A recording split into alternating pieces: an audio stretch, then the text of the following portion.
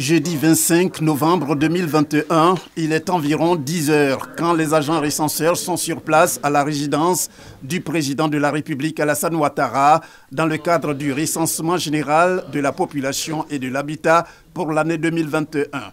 Ils sont donc venus pour procéder au recensement du chef de l'État et de son entourage. Juste après qu'il a été enrôlé, le président de la République, Alassane Ouattara, a saisi l'occasion pour s'adresser aux populations. En les invitant à se faire enrôler, il a situé sur l'enjeu de cette opération. Chères Ivoiriennes, chers Ivoiriens, je viens de me faire enrôler. Et je le fais maintenant parce que j'ai été en voyage, comme vous le savez. Et là, je l'ai fait. Et vous savez, le recensement général est très important pour notre pays. D'abord, ceci nous permettra d'avoir une idée assez précise de la population, de sa répartition sur l'ensemble du territoire, que ce soit dans les régions, dans les communes, dans les sous-préfectures.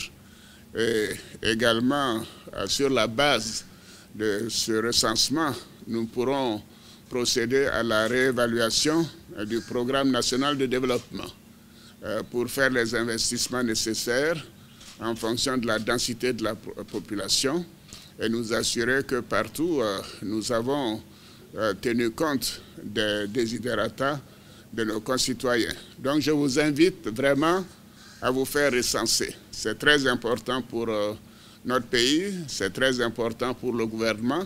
Je vous demande personnellement de le faire parce que ceci nous permettra d'aller encore plus vite et de toucher chaque résident de notre pays sur le territoire national. Depuis le 8 novembre 2021, les agents recenseurs sont sur le terrain pour permettre aux populations sur le sol ivoirien de se faire enrôler. La fin de l'opération est prévue le 28 novembre 2021.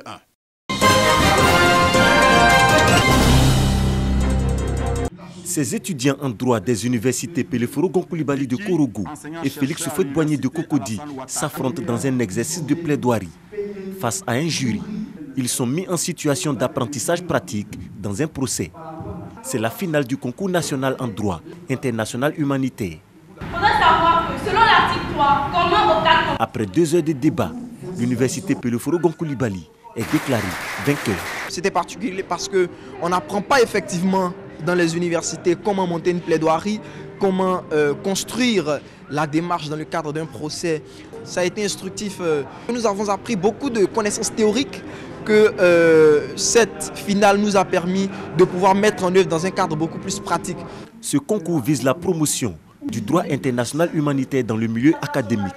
Il est initié par le Comité international de la Croix-Rouge. Ce concours de plaidoirie en droit international humanitaire répond à plusieurs objectifs. Le premier, c'est vraiment répandre la connaissance, les notions, le savoir sur le droit international humanitaire. De deux, il a vraiment pour objectif de confronter ces jeunes issus de toutes les universités de Côte d'Ivoire qui seront demain de futurs magistrats, de futurs procureurs, de futurs experts juridiques confrontés au droit international, à pratiquer ce droit et à le vivre dans des situations réelles de conflit et de situations de violence. Le concours national de plaidoirie en droit international humanitaire est à sa 10e édition cette année. Il se tient tous les 2 ans. Veille stratégique et intelligence économique, des notions de plus en plus présentes dans le monde de la gouvernance. Pour les entreprises, la pratique s'avère nécessaire et même vitale. De manière spécifique, par exemple, c'est comprendre comment évoluent les marchés, comprendre quelle est l'évolution des technologies, comprendre quelles sont les grandes tendances, comprendre les évolutions du goût des consommateurs, par exemple, comprendre quelles sont les nouvelles concurrences. Toutes ces choses-là, c'est absolument capital parce que si vous les découvrez trop tard, vous vous retrouvez hors jeu. Au-delà du secteur privé, la veille stratégique a fini par s'imposer dans les processus de développement socio-économique des États.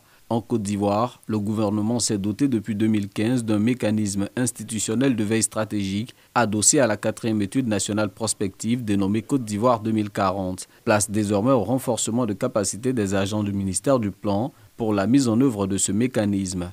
Il s'agit de faire en sorte que la Côte d'Ivoire ne soit jamais débordée de surprise. Il faut toujours fournir l'information stratégique nécessaire pour que le décideur puisse prendre à temps opportun les décisions les plus appropriées.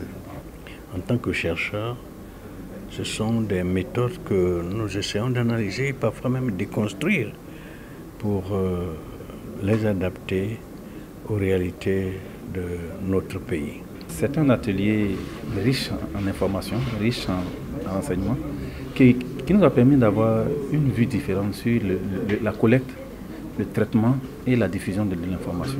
Nous avons vu comment faire la collecte, comment la protéger et comment la diffuser. L'étude nationale prospective Côte d'Ivoire 2040 nourrit la vision de faire de la Côte d'Ivoire une puissance industrielle unie dans sa diversité culturelle, démocratique et ouverte sur le monde.